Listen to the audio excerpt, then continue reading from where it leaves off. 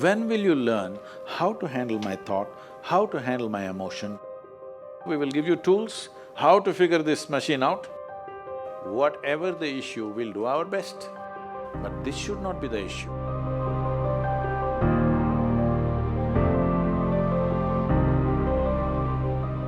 In life, there are many phases where we feel that we are depressed, we are lonely, and when everybody is against us, and there is no one to guide us or talk about it.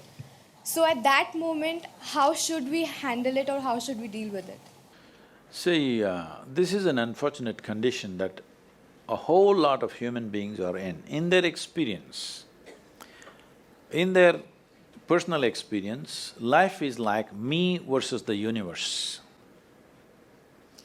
Being in competition with the universe is a stupid thing to do. That's not a competition you must get into. Hello? Me versus the universe is a bad competition to get into. Would you also agree with me? So, this is why yoga does not mean twisting and turning your body. The word yoga means union. Right now it's me versus the universe. This is just your psychological condition. This is not the reality. Even when you feel utterly lonely, are you still breathing? So you're transacting with the world, isn't it? Yes? You only can't get along with the people around you, but the atmosphere is okay with you, food is okay if it tastes good, water is okay. You have transaction with the world, isn't it?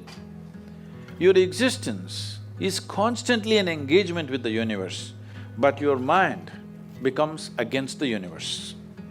If you create a psychological condition that you're against or you're in competition with the universe or the cosmos, obviously you will feel crushed for small things.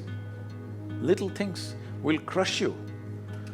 When I say little things, maybe you failed your examination, maybe you got thrown out of this university, maybe you got fired from a job, maybe somebody ditched you, maybe something else like this happened. These are all small things between life and death. Because you came here with nothing, isn't it? When you die, there is no container service for you. You die with nothing. In spite of that, most people have turned their homes into warehouses.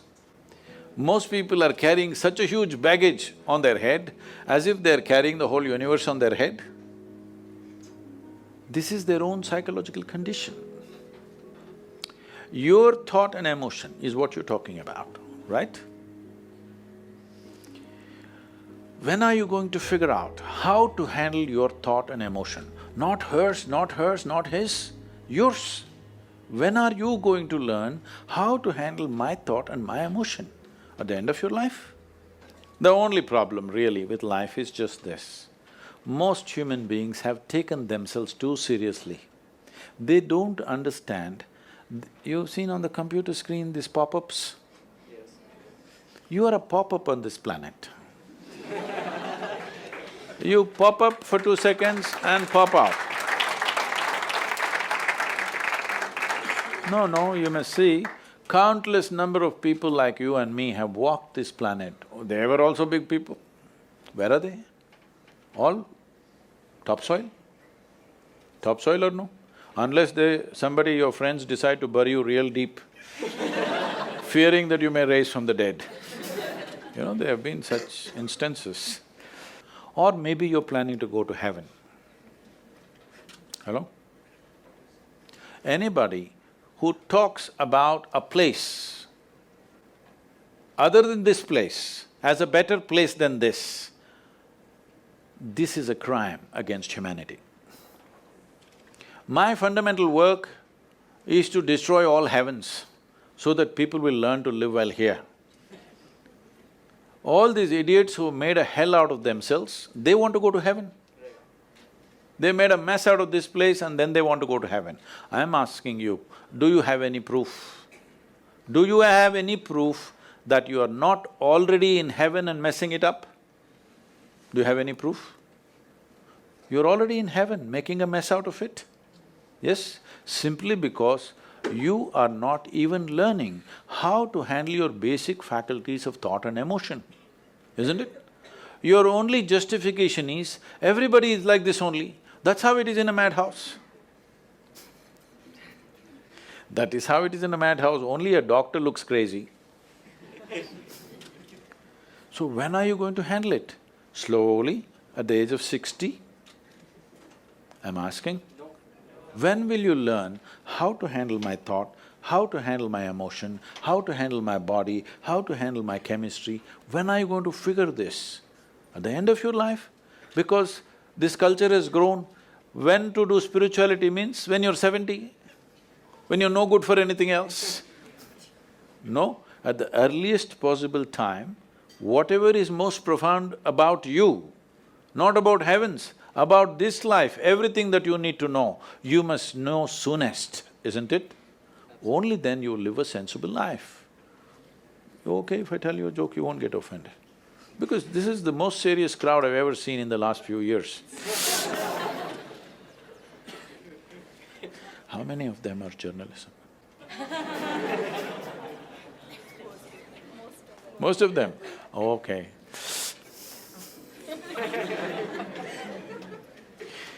This happened.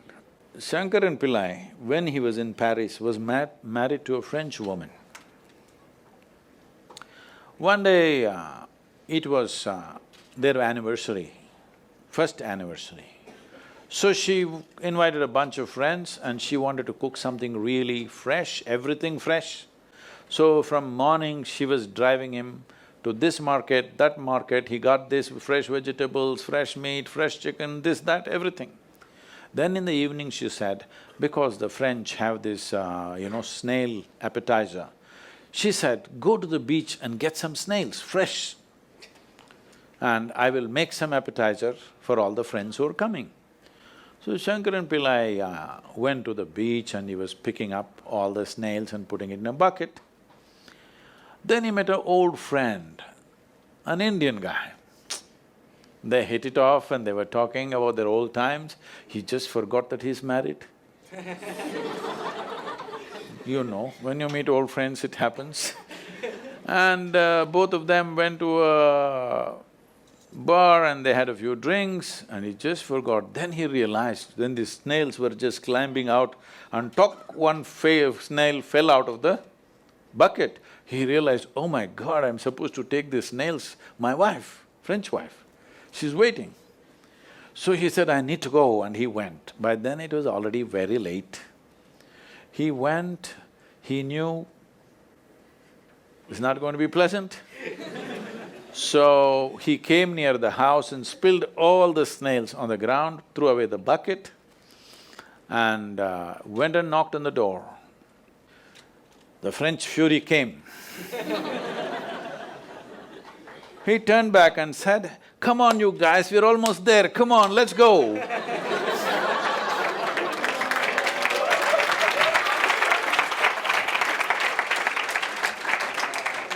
So, when are you going to pick your snails and put them in the bucket and fix them? Huh? Your problems, you must fix them, isn't it? These are not problems. I want you to understand, you are not suffering your life. You're only suffering two fantastic faculties that only…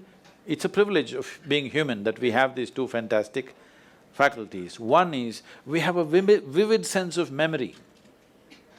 This is because of this memory our life is so rich, unlike any other creature. And we have a fantastic sense of imagination. Now, this is what you're suffering. What happened 10 years ago, you can still suffer. Why? Are you suffering life or memory? Hello? Memory. Memory. What may happen day after tomorrow, you're already suffering. Are you suffering life or imagination? Two most fantastic faculties you have, you're suffering. So what are you asking for? You want to become once again an earthworm. An earthworm is a very eco-friendly creature, I have nothing against it. But it took millions of years of evolution to get you this size of brain, and now you're suffering it. If we take away half your brain, of course you will sit there without any anxiety, without any suffering, peacefully. What we need is, we need to remove your brain, because you're suffering your own intelligence. Yes or no? Because we gave you a very complex machine, you have not bothered to read even the user's manual. You want to just blunder around. No, young people, it's time you figure out a few things about you. If you don't know how, we will give you tools, how to figure this machine out, because in your life, many issues will come. More issues come up in your life means you're living a more active life. Nothing came up means you're not living. Yes? Lots of issues every day. I have the maximum number of trouble going on in my life on a daily basis, because so much of activity around the world, global level of activity only with volunteers, okay? Volunteers means nobody is qualified for the job and you can't fire them for inefficiency and they love you, what to do?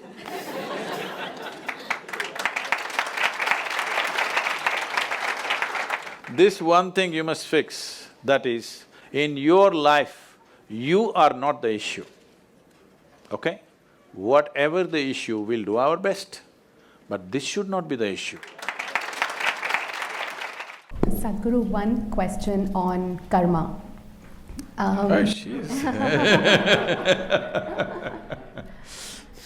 So, can good karma cancel out bad karma? And what did you do today? I'm asking for humanity, not for myself. And is our life predestined, or can we change it by karma? And what is good karma? So let's understand this word. I know this has become part of English lexicon. Karma is an English word now. The word karma means action. As you sit here, there is physical action going on, there is mental action going on, emotional activity going on, energy activity going on in every one of us. Whether you're awake or asleep, 4 dimensions of karma are happening all the time. Since you woke up today morning, except for that bad karma you did no, you don't have to reveal that Since you woke up today morning till this moment, just a few hours, how much of these 4 dimensions of karma did you perform consciously? Should I answer? I was not conscious while performing my actions, they just happened. I'm saying for almost every human being is well below 1%. If you take in a day, well below 1%. So when 99% of your actions are accidental or unconscious, you do one thing, you just drive here. Here the traffic is very slow, it's safe to try this experiment. 99% of the time, just close your eyes and simply sit like this. Once in a way, handle the steering. Let's see where you will be in 5 minutes. This is a disaster of human life. So you must understand this. This is the most profound dimension of Eastern cultures, that we told you your life is your karma. This means your life is your making. There is no manager sitting… I'm not talking about you guys. There's no manager sitting up there and managing you. Your life is your karma. The way you do it is the way it happens. There is no other way. Only because over 99% is happening unconsciously, it looks like some other force is manipulating you. All bad drivers are like this. When they get into some kind of a crash, I was driving properly only, something happened. Have you heard this? Something happened, something supernatural happened and I crashed my car. No, you're just a dumb driver. So the same thing goes for life. The same thing goes for life, that we constantly reminded you. Now in this generation, it's lost in probably Maybe your mother or let's say your grandmother's generation, if they sit down, stood up, they said karma, prarabdha, mukti, moksha, these are proper day-to-day conversation, not spiritual conversation. Yes or no? Every day. It's time you bring it back, because karma means you're reminding yourself, everything that I'm doing and not doing is my fundamental responsibility. If you ask me, people have been asking, I have not articulated this till recently, but some people have been asking me, so I'm these days talking to them and I'm saying, what is the mission? They ask me. I say, the mission is just this, religion to responsibility. You think it is there, no, it's here. This is what karma means, that you understand you're the source of your life. Is there no other force working in the universe? Yes, it is. But even to harness this, harness that is your business, isn't it? Hello? Even to harness that is your business, otherwise what's the point? So karma means your life is your making. There is nothing else that can decide. If you take charge of your body, let's say you have some mastery over your physical body, 15 to 20% of your life and destiny will be in your hands. If you take charge of your mental process, 50 to 60% of your life and destiny will be in your hands. If you take charge of your basic life energy into your hands, 100% of your life and destiny will be in your hands. Every young person must first explore this dimension before you step out into the world and mess other people. Yes, very important. But what is the fix for the morning's bad karma? You must understand, karma is not like reward and punishment system. It is just residual memory within yourself. Everything, every thought, every emotion, every action, every moment that you do, in some way is recorded into this. This memory creates a tendency for you, because so much memory is gathered, naturally, it's like software, you're writing unconscious software every moment. See, if you walk from here to here, I'm telling you, there are at least 25 different kinds of smells. You're not conscious unless something is very strong, acute, in some way, in a positive or negative way, then you will notice, otherwise you're not noticing. You will see if a dog passes, he's just figuring out you, what you have done, what you have not done, your good karma, bad karma, everything is just figuring out. Yes or no? You also are conscious, your system also is perceiving it, because your neurological system is far more superior to the dog's neurological system. Do you agree with me? Hello? Dog lovers, is it okay? Human neurological system is far more advanced than any other creature, you also capable. But because of cerebral activity, you're missing it. You do one thing, just go live in the jungle for some time, you will see suddenly your sense of smell. You just know everything just by raising your nose a little bit, sticking your nose out, you just know what's coming, what's going. You will see in the villages in India, they'll say it's going to rain today, you understand? Nothing, no sign of rain, no cloud, no nothing. He'll simply… and he'll say it's going to rain today, and it will, because the changes are happening in the atmosphere.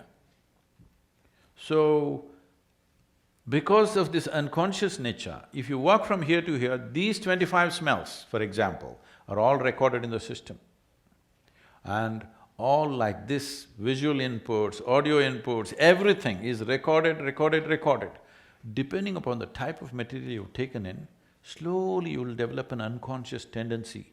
Suddenly you'll like this, not something else, because of the kind of inputs you have taken in. These tendencies, traditionally, because you're coming from the scripture, traditionally we call this vasanas. Vasana is a very good expression because vasana literally means smell. So, depending upon the type of smell, accordingly you draw that type of life towards you, or you move in that direction, that's what they're trying to say. But this is essentially, to put it in modern terminology, you're building an unconscious software, so naturally it begins to function in a certain way. It doesn't matter what is the software, can you rewrite it? Of course you can. That is also your karma.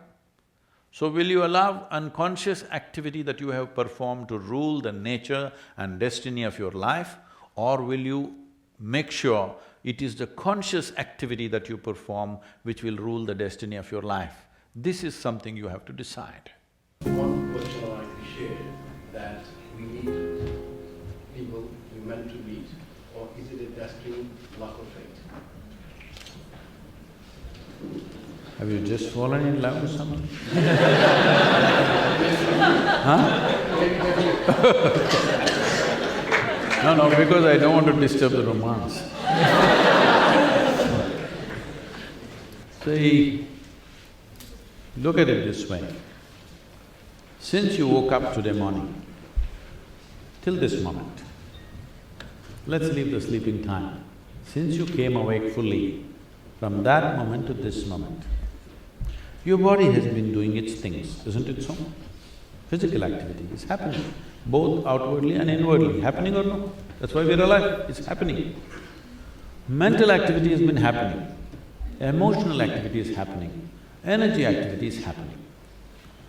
How much of these four dimensions of activity did you perform consciously from the moment you came awake till now? How much do you think? What percentage? What percentage? Well below 1%, believe me. When you perform activity consciously, less than 1%, over 99% is unconscious. Everything will look accidental, isn't it? Everything looks like divine intervention. Because 99% of the time you're unconscious. Do one thing. When you drive today to wherever you drive, 99% of the time, close your eyes and drive. You will see how many people you will meet.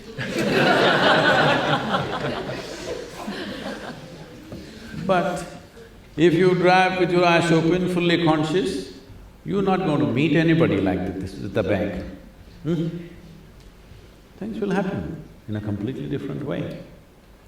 How conscious we are will determine how much of your destiny you determine. How unconscious you are determines how much of your destiny is accidental. Everything that's accidental, we want to attribute it to some other force elsewhere. Now this must stop. We must understand, it is we.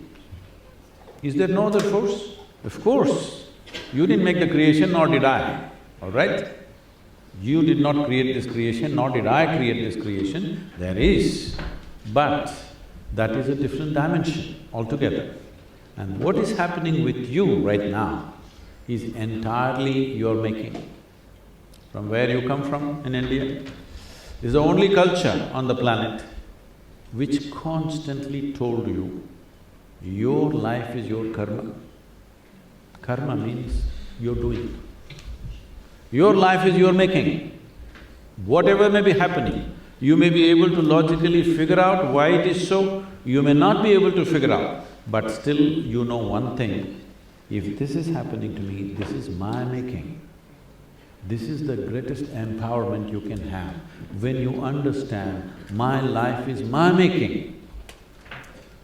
Whatever happened till now, it doesn't matter. How will you make your tomorrow? I'm asking you. If you clearly know 100%, my life is my making, how will you make the next moment? How will you make a tomorrow? How will you make your future in the most beautiful way, isn't it so? That's what needs to happen.